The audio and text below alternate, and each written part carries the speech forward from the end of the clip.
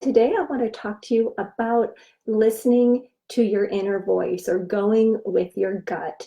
My name is Lynn Schrader, and I empower busy women to step outside of their comfort zone and begin living a life, having relationships, building a business that they could have never imagined.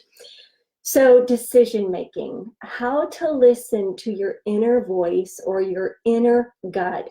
So, you've got a big problem. I know right now, my husband and I are facing a big decision as empty nesters, and we have actually put these into practice. I put these suggestions that I have for you into practice. So, you've got a big problem. You're making it's time to make a big decision. You've got something that keeps you up at night and you've been weighing the pros and cons. Maybe it's changing a job, relocating, buying a different house, starting a new business, going back to school, you name it. It's those big decisions that we all come to, it's time to make at times when all of a sudden we can begin doubting ourselves. We can begin listening to the negative voices in our head. Sometimes it's the internal negative voices, but sometimes it's also external negative voices. And I've come up with some very practical ways to clear the clutter, to clear the negative voices that happen inside of our head. And I've actually used all of these things. So know that they're coming from a place of, I've actually put them into practice. The first one is my favorite, and it is mind dumping. It's putting everything that's going on in your mind on a piece of paper. You can call it journaling. Sometimes it's just a piece of paper. This is a time where you don't edit. You really just jot everything down, whether it be a dream that you have, an idea, a fear, a possibility. You put it all down on paper and you write everything that's in your gut, everything that's saying, that big decision that you have, write it down. And this is a time to absolutely dream wildly. And then you can add to it by filling, you can take a part of a sentence and fill in the blank. And it can be something like, wouldn't it be great if we moved? Wouldn't it be great if I changed jobs and all the things that would be so great about that? Wouldn't it be great if I started a new business and all of the things? It's simply a time to dream wildly. And something happens when it goes from up here to something tangible. You'll be able to decipher, is it a fear? Is it a real, is it a well-founded fear? But jotting, journaling, mind dumping is my first suggestion. Number two is to get curious. Get curious. You know, fear's job is to protect us. It's to, fear helps us from stepping out in traffic and being run over. Fear tells us not to put our hand on a hot burner. Fear tells us not to put our finger in an electrical outlet.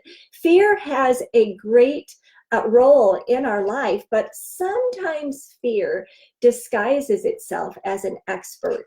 And when we just get curious, if we just sit, now this is sort of like mind dumping, but it's just getting curious in your brain and wondering, thinking about the possibilities.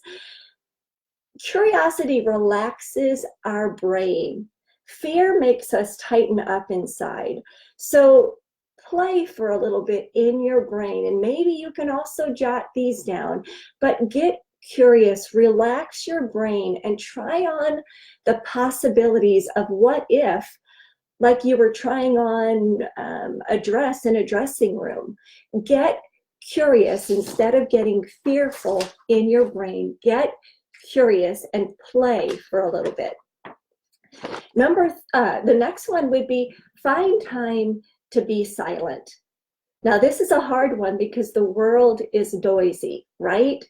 If we quiet the mind, the soul will speak. That's a quote from somebody, but I've heard it so often and it's true. If we quiet the mind, the soul will speak. So get someplace where there's absolutely not any form of electronics at all. My husband loves to get out in nature.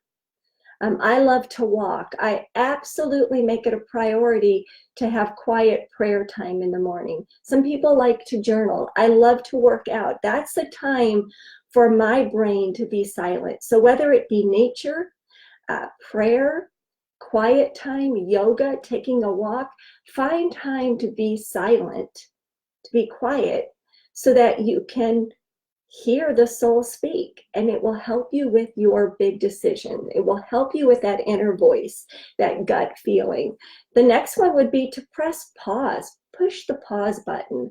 Now, the inner voice is always speaking to us. Our gut is always speaking to us. Our soul is always speaking to us, but the world is noisy.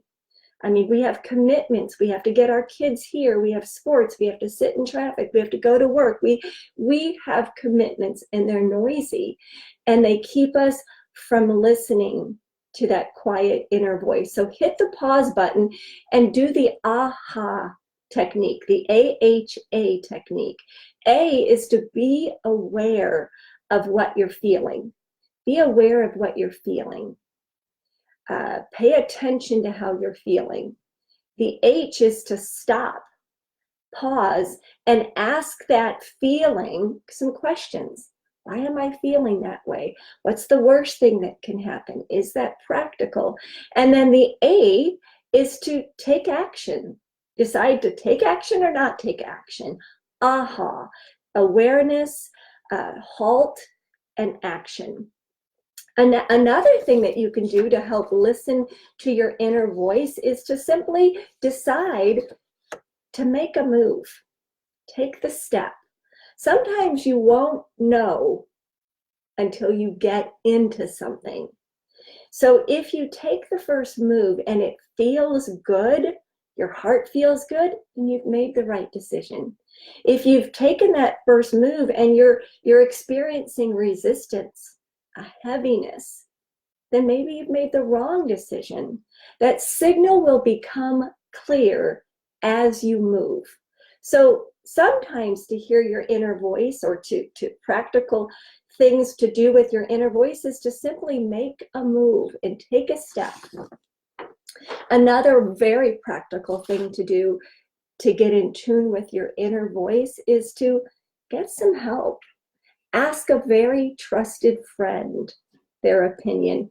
Get a coach. Tune into someone who will listen, who will ask good questions, who won't just agree with you, who will challenge your thinking. So here's the deal. When you hear that voice that says, that's impossible, that is crazy, that's weird, that's impractical, you're shutting yourself down. You're rejecting your dreams. You're stopping the flow of the creative juices. You're possibly missing out on an adventure when you tell yourself that's impossible, that's crazy.